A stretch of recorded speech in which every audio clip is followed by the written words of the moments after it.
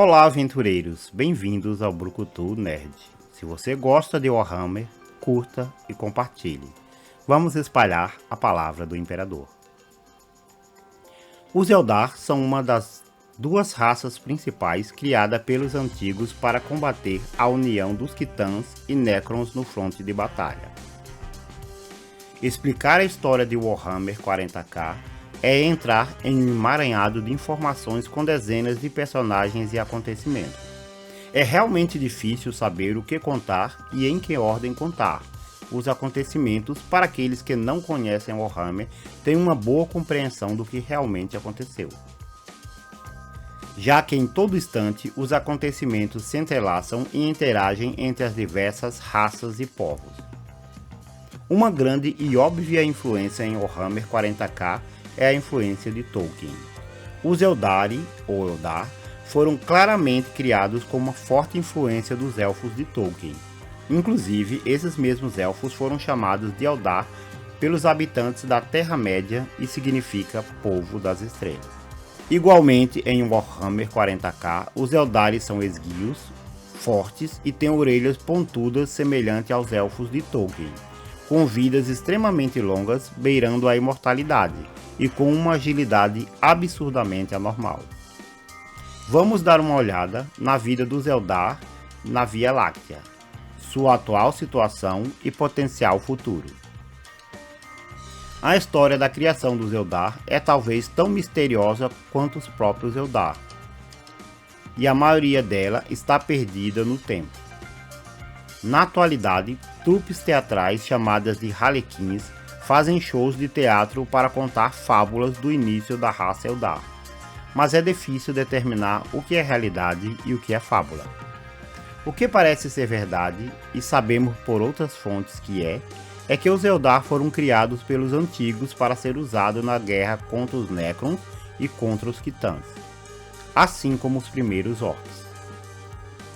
Assim como os orcs foram criados pela sua grande força física e selvageria em combate, os Eldar foram criados para atacar seus inimigos com seus poderes psíquicos. Os antigos foram na sua grande maioria destruídos ou dispersados durante a guerra, e os Necrons entraram em hibernação, deixando os Eldar livres para se expandir e conquistar a galáxia. Durante esse tempo, os Eldar se conectaram a deuses ou aos semideuses. É aí que as coisas ficam um pouco turvas, pois a natureza desses seres, essas entidades, bem como a natureza da conexão entre eles, foram perdidas no tempo e se enterraram em sua mitologia. É provável que os Eldar fossem capazes deles mesmos criarem essas entidades dentro do Warp, dados seus poderes psíquicos e sua grande ligação com o Warp. É mais certo dizer que esses seres nasceram dentro do Warp devido a atitudes e sentimentos providos da força psíquica dos Eldar dentro do Warp. Também é possível que esses deuses fossem os primeiros Eldar elevados à condição de deuses, ou mesmo que fossem alguns dos antigos sobreviventes que se elevaram a tal condição. De qualquer forma, esses deuses eram parte do Warp. Porém, de acordo com sua mitologia, eles eram capazes de andar entre os primeiros Eldar. Não entraremos em muitos detalhes sobre esses deuses. Eles certamente receberão um vídeo em um futuro não muito distante. Mas apenas darei informação para nos contextualizarmos dentro dos acontecimentos da raça Eldar. Uma das deusas Eldar teve uma visão de um Eldar destruindo o deus da guerra. Então, o deus da guerra decidiu destruir os Eldar primeiro, antes que tal coisa acontecesse. O massacre dos Eldar foi tão brutal que o líder dos deuses decidiu interferir e criou uma barreira entre o Warp e o espaço real, impedindo assim interação entre ambos. Dois deuses, que os Eldar atualmente acreditam serem os pais da raça Eldar, pediram a ajuda do deus ferreiro para furar o bloqueio dessa barreira. Então, o ferreiro criou pedras espirituais, a fim de que esses deuses conseguissem se comunicar com os Eldar. O deus da guerra descobriu, e por causa disso, o líder dos deuses entregou esses deuses ao deus da guerra, para serem punidos. O deus da guerra os torturava continuamente, e em certo ponto o deus ferreiro interferiu, dizendo que faria um acordo com o deus da guerra. Disse que lhe daria 100 espadas em um ano se ele soltasse os outros deuses. O deus da guerra concordou. Então o ferreiro começou a fazer as espadas. Mas ao final de um ano, entretanto, ele tinha apenas 99 espadas e decidiu colocar uma espada comum, criada por mãos mortais, entre as espadas que tinha feito, na esperança do deus da guerra não perceber o engodo. O deus da guerra aceitou as espadas e soltou os prisioneiros, apenas para depois perceber que foi enganado. Uma guerra então começou entre o deus ferreiro e o deus da guerra, com muitos outros deuses tomando seus lados. O deus da guerra finalmente terminou de forjar a 100ª espada, e foi a espada mais poderosa de todas. E com essa espada ele desafiou o deus da guerra numa luta 1 contra 1. Mesmo com uma tremenda espada, ele não foi páreo para o deus da guerra e então foi derrotado. A espada então foi roubada e foi parar nas mãos do Eldanesh, o maior de todos os heróis Eldar, que também foi duelar em um duelo brutal com o deus da guerra, mas mesmo tendo lutado muito bem, ele também foi derrotado. O deus da guerra massacrou Eldanesh, e a partir daí ficou conhecido como Kane, Blood Hands. E então o líder dos deuses entrou para interferir e acabou com a guerra. De uma forma ou de outra, os Eldar começaram a se espalhar pela galáxia, e a principal ferramenta utilizada foi a Webway, uma rede de portais e túneis que os permitiam viajar mais rápido que a luz. Essa ferramenta os dava uma tremenda vantagem em relação a outras espécies na Via Láctea, e empurrou as outras espécies para os limites exteriores da galáxia. Nada ameaçava o Império Eldar, e com o tempo eles pararam de fazer trabalhos manuais e relegaram as tarefas físicas para robôs, autômatos que cuidavam de todas as tarefas domésticas, bem como produção de alimentos e afins. Nada estava além das suas capacidades, e a galáxia foi cheia das suas utopias. Quando os Eldar morriam, suas almas iam para o Warp, que era muito mais calmo que nos dias atuais, e eventualmente ressuscitavam. Mas a ociosidade dos Eldari os levou à arrogância e a arrogância à queda. Os seus paladares se tornaram cada vez mais escuros e sombrios.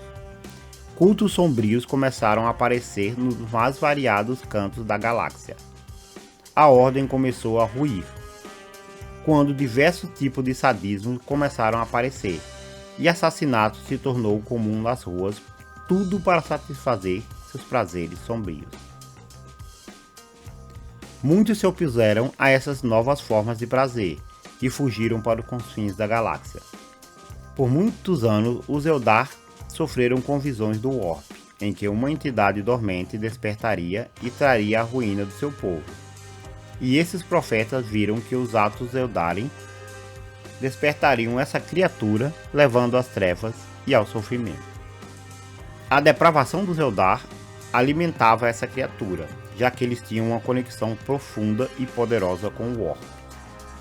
Finalmente, depois de milhares de anos, esse deus maligno nasceu, Slaanesh, deus do caos, um reflexo do que os Eldar se tornaram. Seu nascimento provocou uma gigantesca tempestade no Warp.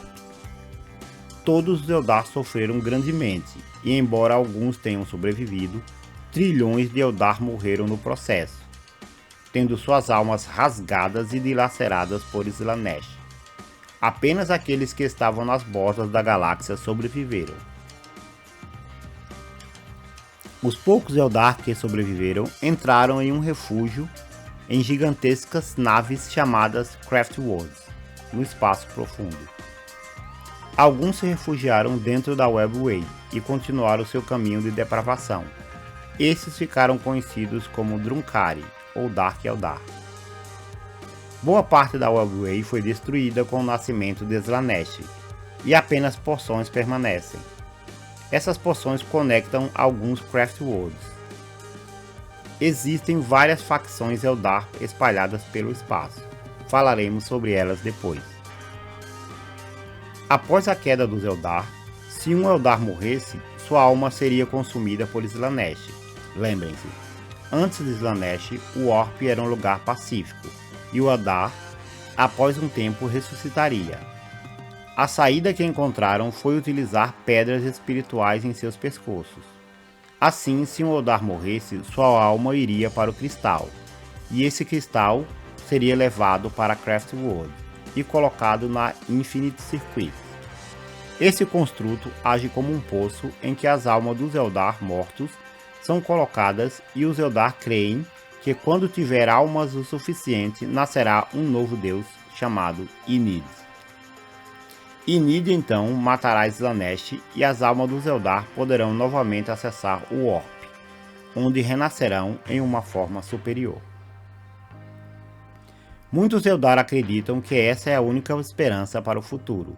Entretanto, existe uma facção, os Inari, que acreditam que poderiam derrotar Slaanesh com 5 espadas formadas com ossos das mãos de uma deusa. Até agora, eles conseguiram encontrar 4 das 5 espadas, e conseguiram acordar o avatar do Deus da Morte, chamado Incarne. Os Eldar certamente são únicos dentre as várias espécies de Warhammer. Eles são limitados em números, são tecnologicamente avançados e sofisticados na guerra. Mesmo estando à beira da extinção e sendo uma raça à beira da morte, por muito tempo eles estão se agarrando desesperadamente à vida, e não parecem que irão a lugar nenhum tão cedo.